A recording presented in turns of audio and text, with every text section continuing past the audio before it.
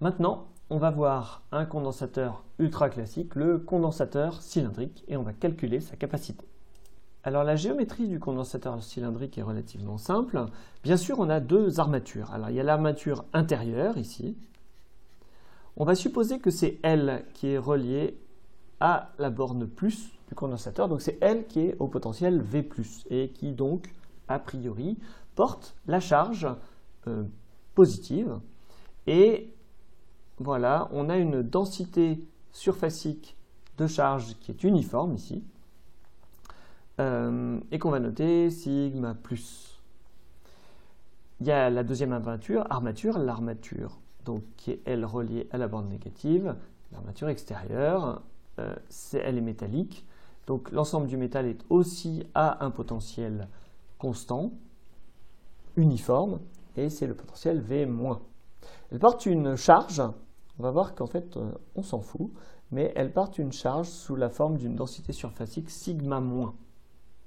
Voilà pour la géométrie. Donc évidemment, ce qu'on va faire, ça c'est notre condensateur, et on va lui donner une hauteur. Cette hauteur, je vais la noter grand H. Et dans l'histoire, évidemment, on ne sait pas le faire. Si on prend vraiment juste un condensateur de hauteur grand H, on ne sait pas le faire, mais on va supposer quelque chose, c'est que les rayons R1 et R2 sont très proches. Et quand on fait ça, ce qui va se passer, c'est que finalement, l'interstice il est relativement faible, et on va supposer que H est assez grand. Et dans ce cas-là, on peut imaginer que le champ à l'intérieur du condensateur cylindrique, il a un peu la même tête que si le condensateur était infini verticalement. Donc le champ, ça va être le champ du condensateur infini. Et on va dire que juste sur les bords, là, évidemment, en sortie, le champ il va peut-être être différent, il va faire des choses plus compliquées, ça c'est des lignes de champ. Et on n'aura pas tort, la seule chose c'est qu'on va dire que en fait, cet effet-là, c'est ce qu'on appelle les effets de bord, c'est quelque chose qui est négligeable. Donc on néglige les effets de bord, ça veut dire qu'on va pouvoir se ramener à la géométrie en réalité invariante par translation d'axe Z pour calculer le champ. En faisant ça, on ne se trompe pas beaucoup. Donc c'est ça le code. On néglige les effets de bord. Ça veut dire on va pouvoir considérer une distribution en réalité infinie et extrapoler en disant que pour la distribution finie, c'est quand même à peu près la même chose. Alors, si on dit qu'on néglige les effets de bord et qu'on a une invariance par translation d'axe Z, d'axe parallèle à OZ, par translation, ou suivant Z, on dit ça aussi. À partir de ce moment-là, on se retrouve dans le cas de la symétrie cylindrique. Donc je ne vais pas refaire le détail du raisonnement, mais si on a le point M ici, eh bien en ce point, on sait que le champ doit appartenir au plan de symétrie et qu'il y a tous les plans qui contiennent l'axe OZ et M qui sont des plans de symétrie. On sait que le plan qui contient M et qui est perpendiculaire à l'axe est aussi un plan de symétrie, donc en réalité le champ il doit être absolument radial, et à cause des invariances par rotation, de la rotation autour de l'axe OZ, donc de rotation d'angle θ, on sait aussi que le champ ne doit pas dépendre de θ, en tout cas c'est l'écriture de ses composantes sur la base ici cylindrique, et donc ce qu'on peut écrire c'est qu'on a un champ, on a une quantité ER de R qu'on veut déterminer, et un champ donc qui est purement radial.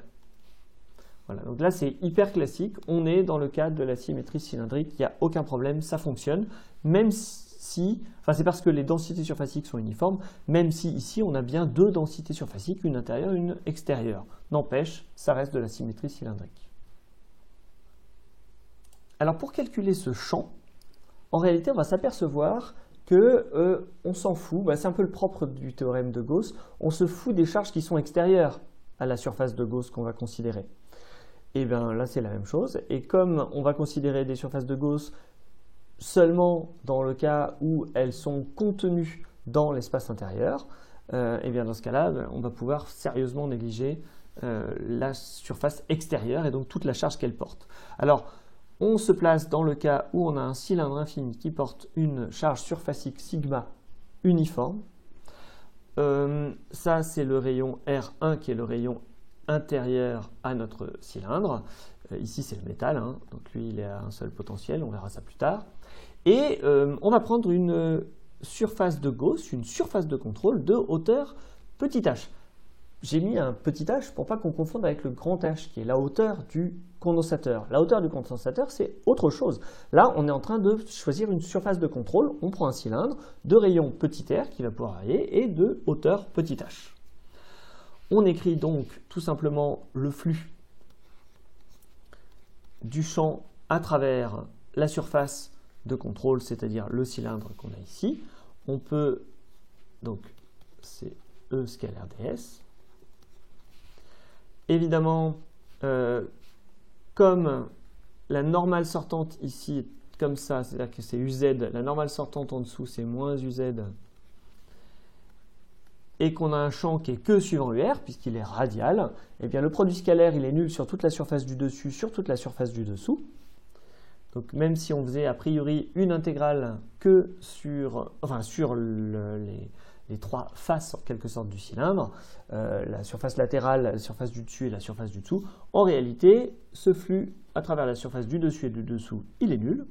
Et donc tout ce qu'on en est réduit à faire, c'est à calculer le flux pour la surface latérale. Donc je note ça, intégrale lat. Alors, ds sur la surface latérale, la chance qu'on a, c'est que c'est égal à ds, la valeur de la surface infinitésimale. Ici, si vraiment on devait spécifier, on a du r dθ dz et ça sera une intégration sur dθ et dz, et on n'aura à peu près pas besoin de le faire, fois la normale sortante, et la normale sortante, c'est UR. Le champ E, on sait que c'est ER de R, UR. Donc quand on fait le produit scalaire, on trouve que finalement l'intégrale qu'on a juste à calculer, c'est ER de R. UR scalaire UR, ça fait 1 ds. Mais il se trouve que comme la surface sur laquelle on intègre, c'est une surface à petit r égale constante, donc autrement dit on intègre, c'est ce qui est écrit là, que sur θ et sur z, eh bien on peut sortir le ER de R de l'intégrale, et on se retrouve avec une intégrale latérale de ds. Autrement dit, ce qu'on est en train de chercher à calculer, c'est simplement ici la surface latérale. Et ça c'est facile, c'est 2πr fois la hauteur h de notre surface de contrôle. Bien, donc ça y est, on a notre flux, et on va pouvoir calculer, enfin appliquer Gauss. Si on applique Gauss, on doit écrire que le flux, il est en fait égal à la charge intérieure. Alors la charge intérieure, c'est pas difficile, c'est la charge portée par la partie du cylindre qui se trouve dans la surface de contrôle. Donc sur une hauteur h. Eh bien, on va juste intégrer, là c'est pas un calcul de flux, mais par contre c'est bien un calcul surfacique, parce que la densité de charge est surfacique. Elle est uniforme, donc c'est sigma fois la surface qu'elle occupe, et la surface qu'elle occupe, c'est 2πr1h. La surface qu'elle occupe à l'intérieur de la surface de contrôle.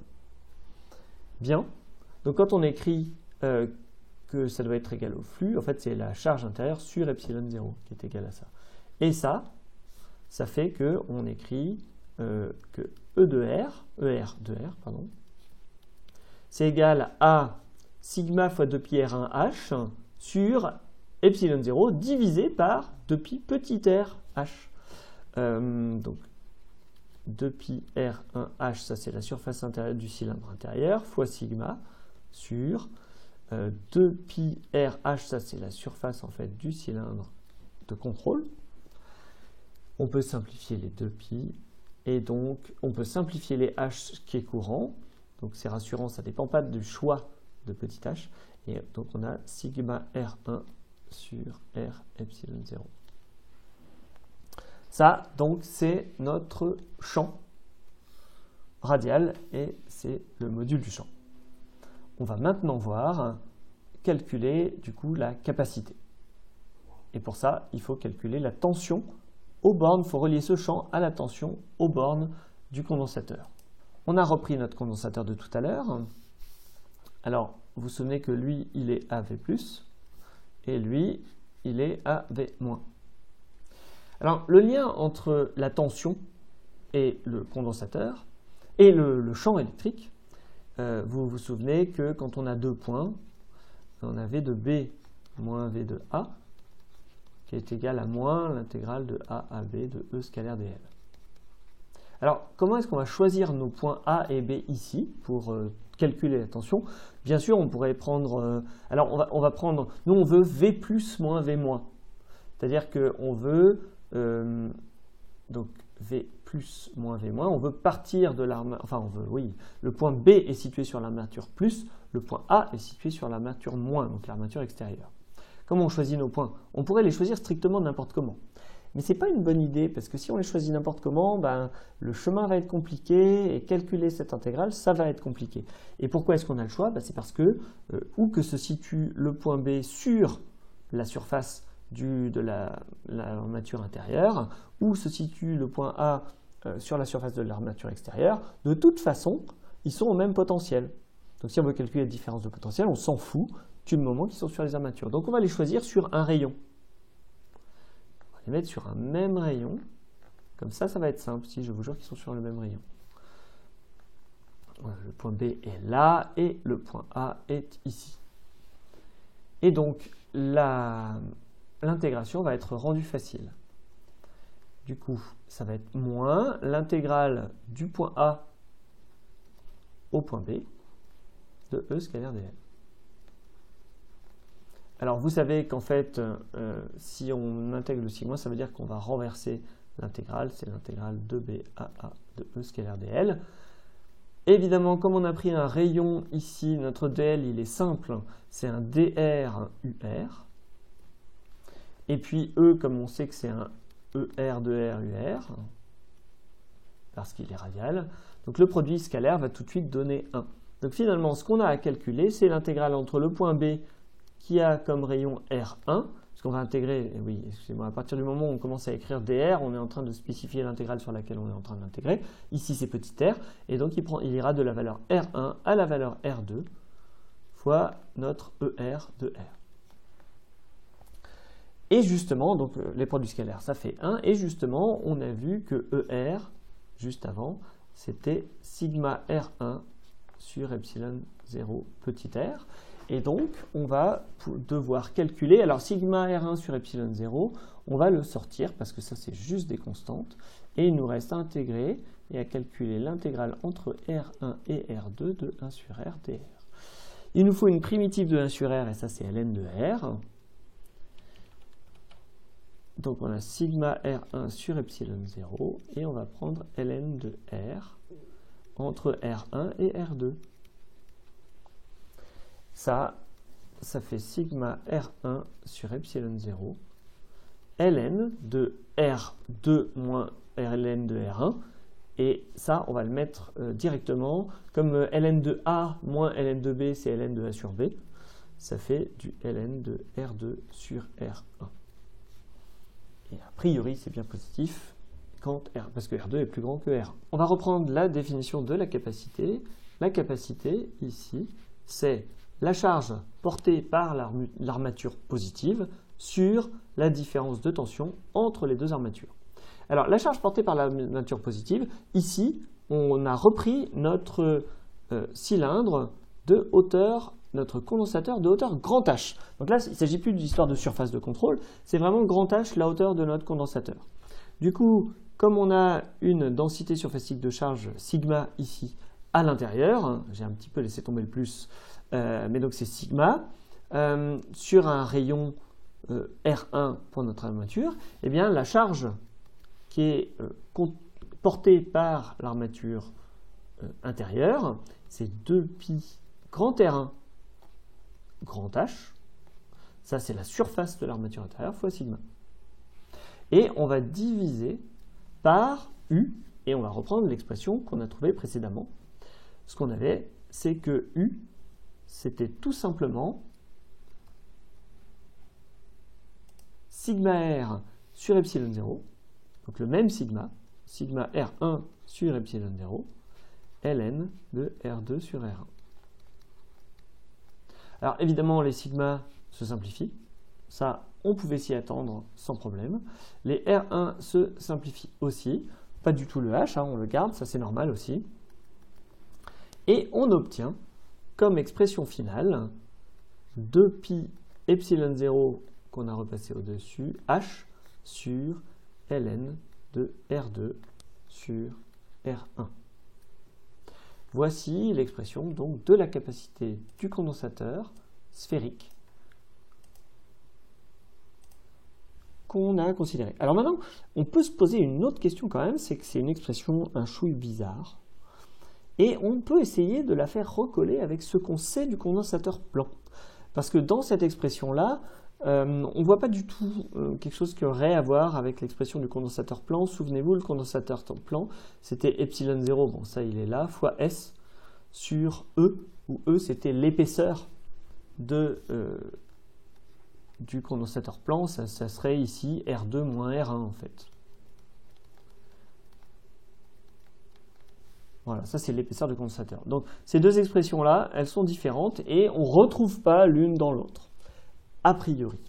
C'est ça qu'on va voir maintenant. On va regarder si on a moyen de faire recoller les deux expressions. Alors, dans la limite de la faible épaisseur, c'est-à-dire petit e très très petit devant R1 ou R2, évidemment, c'est-à-dire R1 très proche de R2, dans ce cas-là, ce qui va nous intéresser, c'est le terme en R2 sur R1. On peut dire que finalement, ça, c'est ln de, eh bien, R2, c'est R1 plus E. Je vais l'écrire là. C'est R1 plus E, l'épaisseur du condensateur. Du coup, ça fait R1 plus E sur R1, donc 1 plus E sur R1. Et ça, comme on est dans l'hypothèse où E sur R1 c'est quelque chose de très petit, de façon générale, le développement limité au premier ordre, c'est-à-dire quand on a ln de n plus x au premier ordre, c'est voilà, comment ça se comporte à l'ordre le plus bas. Parce que quand x vaut 0, ln de 1, ça fait 0. Donc on ne peut pas mettre 0, mais un développement limité ici nous donnerait que ça se comporte comme x. Autrement dit, ln de 1 plus x, c'est à peu près x. Et ici, ln de 1 plus e sur R1, c'est à peu près e sur R1. Du coup, reprenons notre expression précédente. La capacité qu'on avait, c'était 2pi R1H. Il n'y a plus de R1, 2pi H epsilon 0 sur ln de 1 plus e sur R1, c'est-à-dire e sur R1. Et on se retrouve avec du 2pi R1H epsilon 0 sur E. Mais 2pi R1H, en fait, c'est la surface intérieure du cylindre. Et comme R1 est très peu différent de R2, en fait, c'est la surface du cylindre.